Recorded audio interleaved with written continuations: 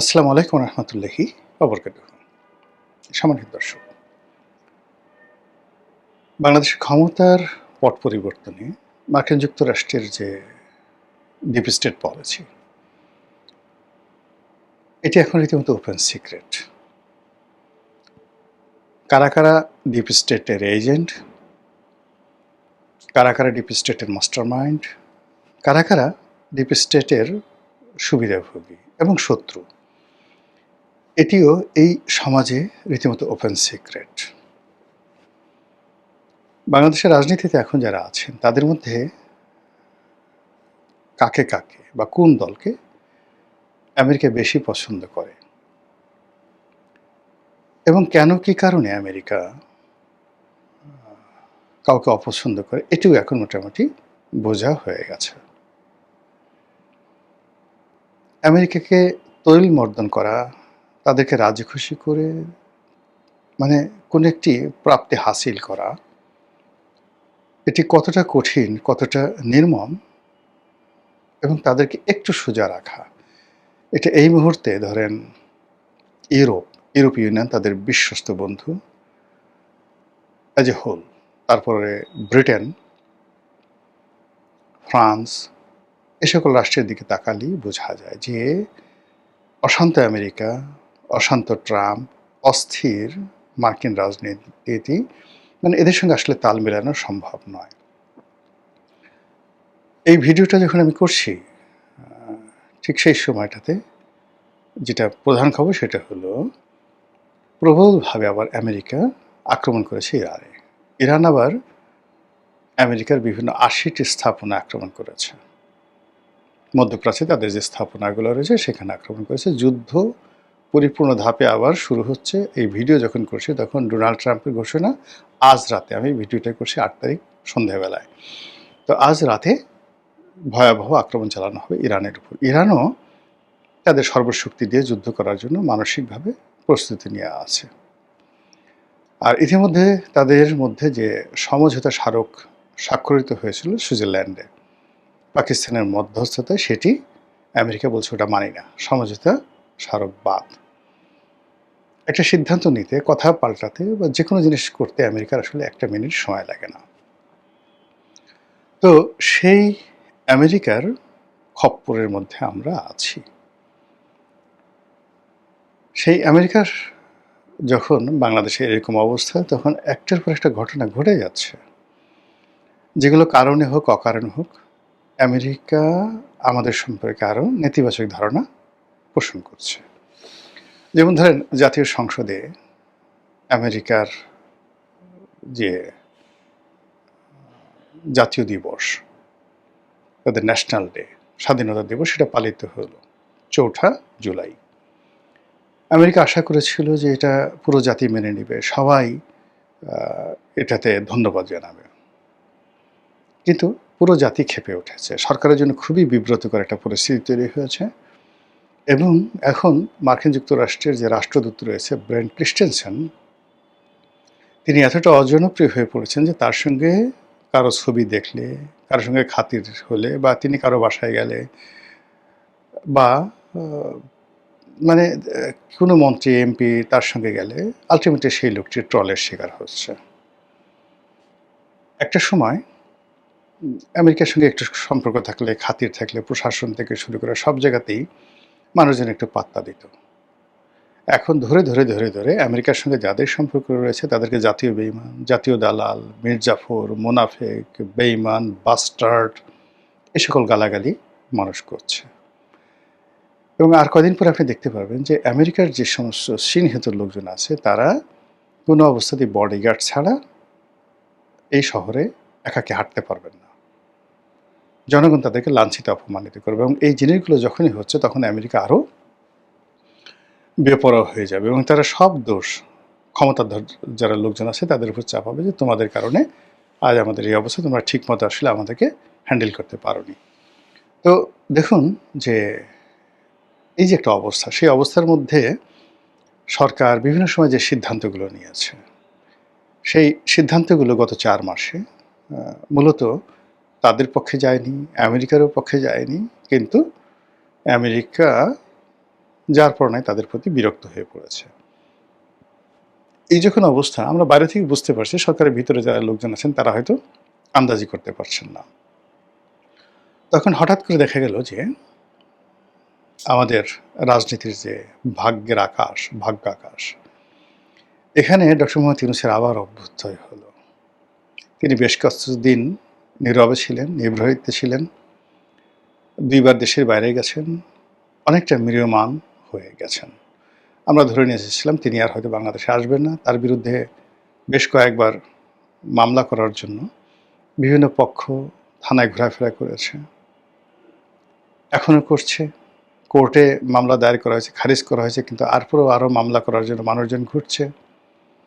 তার প্রধান প্রতিষ্ঠান গ্রামীণ ফোন, সেই গ্রামীণ ফোনের সাবেক কর্মকর্তা কর্মচারী যারা আছেন, প্রেজেন্ট যারা আছেন, তারা প্রায় ৩০,০০০ কোটি টাকার দাবিতে সেখানে আন্দোলন করছেন। তো এই যে সমস্যাগুলো, সেই সমস্যাগুলো আসলে এই পর্যায়ে শেখ হাসিনার জামানাতে ডক্টর মোহাম্মদ ইউনূসের ছিল না, কিন্তু এখন সেই সমস্যাগুলো তার বেশি হয়ে গেছে। এখন তার বিরুদ্ধে যে সকল অভিযোগ, মানে শেখ হাসিনা যে অভিযোগ করেছিলেন এটা ম্যানেজেবল ছিল। সেটা হলো তার গ্রামীণ কমিউনিকেশনে কিছু কর্মকর্তা কর্মচারী মামলা করেছিল যে তাদেরকে ৫% সার্ভিস বেনিফিট দেওয়া হয়নি। এটা তিনি ২৪০ কোটি টাকা বা এরকম কিছু একটা টাকা দিয়ে নেগোসিয়েশন করার চেষ্টা করেছিলেন। হয়তো এটা আরও একটু বেশি দিলে আরও হয়ে যেত সামহাও। বা শেখ হাসিনা তার বিরুদ্ধে যে মামলাগুলো দিয়েছিলেন এতে তার কিছুই হতো না। কিন্তু এখন তার মাথার উপর যে সকল খড়গ, যে সকল অভিযোগ, যে সকল মামলা মানে ঘূর্ণিপাক খাচ্ছে, তো সেখানে আসলে তার চিত হয়ে পড়ে যাওয়ার কথা, কিন্তু সেটা হলো না। তিনি যেটি হলেন, সাম্প্রতিক সময় দেখা গেল তার একটা জন্মদিন ছিল বোধহয়, ৮৮ বছর এরকম বার্ষিকী জন্মদিবস, সেই উপলক্ষে একটা অনুষ্ঠান হলো। সেই অনুষ্ঠানে তিনি নাচলেন, সবার সঙ্গে নাচলেন, এবং সেই অনুষ্ঠানে তার যারা সহযোগী ছিলেন, এনসিপির যারা নেতৃবৃন্দ, তাদেরকে তিনি নাটকীয়ভাবে দাওয়াত করলেন, পরিচয় করে দিলেন ভিন্ন ভিন্নভাবে। আসিফ মোহাম্মদ সজীব ভুঁইয়াকে ভিন্নভাবে উপস্থাপন করলেন, নাহিদ ইসলামকে আলাদাভাবে এনলাইটেন করলেন, হাইলাইট করলেন। এই সব মিলিয়ে তার যে এই নাচানাচি, এটি জনাব তারেক রহমান সাহেবের জন্য অশনীয় সংকেত। লিখে রাখেন, প্রথমত আমরা সবাই জানি যে ডক্টর মোহাম্মদ ইউনূসের সঙ্গে লন্ডনে একটা ভালো বৈঠক হয়েছিল। তারপর আমরা অনুমান করেছিলাম যে সেই বৈঠকে একটা সমঝোতা হয়েছিল। সেই সমঝোতা কী কী হতে পারে?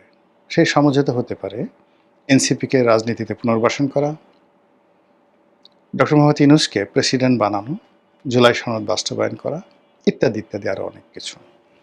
তো সেগুলো হলে হয়তো এনসিপি, ডক্টর ইউনূস, আমেরিকা, তাদের সঙ্গে যে একটা ভারসাম্যপূর্ণ সম্পর্ক সেটি সরকারে থাকতো, কিন্তু তারেক রহমান সাহেব এবং বিএনপির কোনো ক্ষমতা থাকতো না। এবং এখন এই জিনিসগুলো যে মান্য করা হয়, মানে বাংলাদেশে সবাই আবার ডক্টর মোহাম্মদ ইউনূসমুখী হবে। আমাদের দেশে ক্ষমতা যার হাতে, তার পিছনে মানুষজন ঘুরে। তখন বিএনপি ছেড়ে মানুষজন জামাতের পিছিয়ে ঘুরবে, এনসিপির পিছিয়ে ঘুরবে, ডক্টর মোহাম্মদ ইউনূসের পিছিয়ে ঘুরবে, এবং তারেক রহমান সাহেবের বাসায় কেউ যাবে না। সব ডক্টর মোহাম্মদ ইউনূস যদি প্রেসিডেন্ট হন, সবাই তখন প্রেসিডেন্ট ভবনে, মানে বঙ্গভবনে গিয়ে ভিড় করবেন। এটা হলো স্বাভাবিক। এটা তো বিএনপি বুঝে। একটা সাধারণ তেলাপোকা যদি বুঝে, বিএনপি কেন বুঝবে না? ফলে কি হলো, এই মূল যে বেসিক এবং ফান্ডামেন্টাল যে জায়গাগুলো, সেই জায়গাগুলোতে বিএনপির সঙ্গে, আমেরিকার সঙ্গে, তারপর জামাতের সঙ্গে, এনসিপির সঙ্গে এবং ডক্টর মোহাম্মদ ইউনূসের সঙ্গে একটা ফাটল তৈরি হয়েছে, দূরত্ব তৈরি হয়েছে। যেহেতু বিএনপি ক্ষমতায় আছে এবং তার একটা বিরাট সংগঠন রয়েছে, সেই সংগঠনের কারণে এই বিষয়গুলো টের পাওয়া যাচ্ছে না, কিন্তু চক্রান্ত চলছে সর্বোচ্চ লেভেলের। আর তারই ধারাবাহিকতায় যেটা বললাম, যে অনেকগুলো সমস্যা থাকা সত্ত্বেও doctor Mohammad Yunus could jump, could dance at the age of 88 years. ৮৮ বছর বয়সে তিনি লম্ফ দিতে পারেন, জম্প দিতে পারেন, এবং তিনি হাসতে পারেন এবং নাচতে পারেন।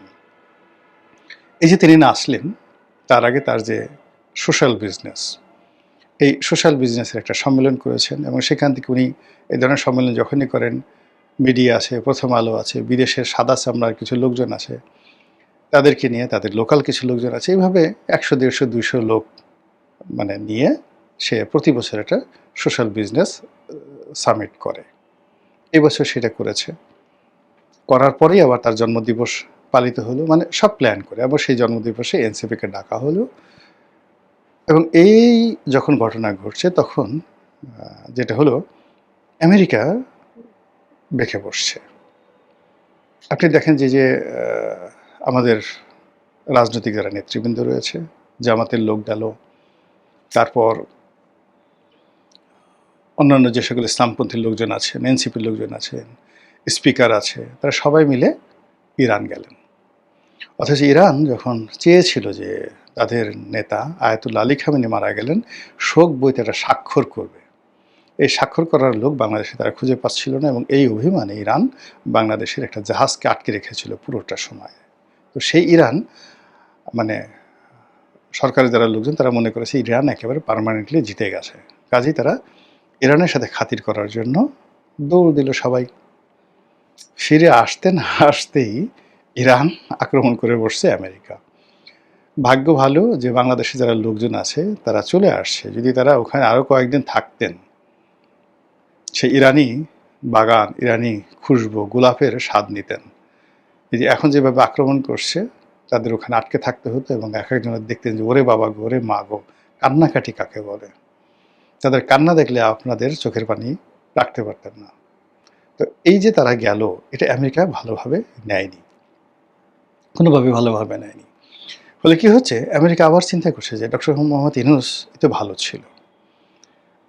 ছিল এবং যেভাবে সে তাদের জন্য ঝুঁকি নিয়ে একটা চুক্তি করে ফেলেছে, যেভাবে বিএনপির মতো একটা দলের হাতে ক্ষমতা দিয়ে, এই যে এখন বিএনপির কোনো কারণে যদি ক্ষমতাচ্যুত হয়, সারা বাংলাদেশে যেভাবে চাঁদাবাজি বেড়ে গেছে, যেভাবে অর্থনৈতিক দুরবস্থা দেখা দিয়েছে, বিএনপির ইমেজ যেভাবে ক্ষুণ্ণ হয়েছে, সেক্ষেত্রে বিএনপির কোনো দুঃসময় একটা শব্দ করার মতো বাংলাদেশে কোনো লোক নেই। এই জাস্ট 4 মাসে যে ঘটনা ঘটছে, মানে আগের 2 বছরে তো 1.5 বছরে তো ঘটছে, কিন্তু 4 মাসে আগের ইউনূস জামানাতে বলা হতো যে যেহেতু বিএনপির ক্ষমতায় নেই, তারা তার দলীয় নেতাকর্মীদেরকে নিয়ন্ত্রণ করতে পারছে না, তাদের হাতে রাষ্ট্র ক্ষমতা নাই, সেনাবাহিনী সহযোগিতা করছে না, ইউনূস সাহেব সহযোগিতা করছে না, জামাত এখানে কৌশল করছে যেন বিএনপি পৌঁছে যায়। কিন্তু এখন কি বলবে বিএনপি গত 4 মাসে? এখন যে সকল অপরাধ হচ্ছে, সে সকল অপরাধের কোনো বাপ মা নাই। ইউনূস জামানাতে এই সকল অপরাধ ঘটেনি। মব কাকে বলে? ফলে কি হলো, এই কাজগুলোর সঙ্গে যে পশ্চিমাদের একটা চক্রান্ত নেই, গ্রিন সিগন্যাল নেই, এটা কিন্তু বলা যাচ্ছে না। এই অবস্থাতে যেটা হলো, এখন মানে বলতে গেলে এই যে আমরা যে অন্ডকোষ ফাটানোর কাহিনী দেখছি, একজন ভিক্ষুকের টাকা ছিনতাই করতে গিয়ে যখন সেই ভিক্ষুকে মেরে ফেলছে ছিনতাইকারীরা, এই অপরাধগুলো ঘটার সাথে সাথে সেগুলো নিয়ে আবার যেভাবে প্রচার হচ্ছে, তাতে করে বিএনপির জন্য একটা অস্বস্তিকর পরিবেশ তৈরি হয়েছে। আর বিএনপি যারা বিরোধী শক্তি রয়েছে এবং প্রো আমেরিকান গ্রুপ যারা রয়েছে, তাদের মধ্যে এক ধরনের আনন্দ, উল্লাস, উচ্ছ্বাস লক্ষ্য করা যাচ্ছে। এবং ঘুরে ফিরে সেই আগের জামাত, এনসিপি, ইউনূস, এই যে একটা সিন্ডিকেট বা একটা চক্র, এই চক্রটির প্রতি যে আমেরিকা তাদের যে নতুন নেক দৃষ্টি দিচ্ছে না, তার কোনো নিশ্চয়তা নেই। অনেকে হয়তো বলতে পারেন, তাহলে ইউনূস সাহেব এই ক্ষমতাটা ছাড়লেন কেন? আমেরিকা যদি এতই সাপোর্ট দেয়।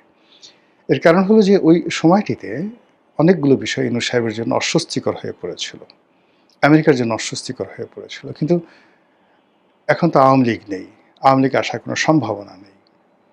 তো সেক্ষেত্রে বিএনপির যে একটা ইমেজ ছিল, তাকে নিয়ে মানুষের যে স্বপ্ন ছিল, তারেক রহমান সাহেবকে নিয়ে, বিএনপি নামক দলটিকে নিয়ে, এটি গত 4 মাসে যে অবস্থায় আছে, এটিকে আরও 2-3 মাস যদি তারা চলতে দেয়, জুন, জুলাই, আগস্ট, সেপ্টেম্বর পর্যন্ত চলতে দেয়, আর সেপ্টেম্বর মাসের পরিবেশ পরিস্থিতি অনুযায়ী যদি আমেরিকা একটা চোখ টিপ মারে, জাস্ট একটা চোখ টিপ, আর কিচ্ছু করার দরকার নেই, সেই একটা চোখ টিপে আখি আছে গুলিয়ে মারো, সেই আখি দিয়ে গুলি মারার মতো অবস্থা তৈরি হয়ে যাবে বাংলাদেশের রাজনীতিতে, অর্থনীতিতে, সমাজ ব্যবস্থায় এবং আরও অনেক কিছুতে। সেই বিষয়গুলো সরকার কি টের পাচ্ছেন? সেই বিষয়গুলো সামাল দেওয়ার জন্য সরকারের কোনো পরিকল্পনা আছেন? নাকি ডক্টর মোহাম্মদ ইউনূস যে জন্মদিনে নাচলেন, এই গত কয়েক বছরের মধ্যে আমরা তো ডক্টর মোহাম্মদ ইউনূসের এরকম নাচ দেখিনি। তিনি যে নাচলেন এই বয়সে তো তিনি এমনি এমনি নাচেননি। নাচতে তার ইচ্ছে হয়েছে, নাচতে তার ভালো লেগেছে, নাচার মতো কারণ তৈরি হয়েছে, তার মনের মধ্যে এক ধরনের খুশবু ছড়িয়ে পড়েছে। হাওয়া হাওয়া ও হাওয়া খুশবু লুটা দে, এরকম একটা পরিবেশ তৈরি হয়েছে। নাচেতে ৮৮ বছর বয়সে কেউ নাচে না। এই নাচের সঙ্গে রাজনীতির কতটা সম্পর্ক, এটি আগস্টের শেষের দিকে এবং সেপ্টেম্বর মাসের প্রথম দিকেই আপনি আমি সবাই দেখতে পাবো। মহান আল্লাহ আমাদের সবাইকে হেদায়েত দান করেন এবং হেফাজত করেন। আসসালামু আলাইকুম রহমতুল্লাহি ওয়া বারাকাতুহু।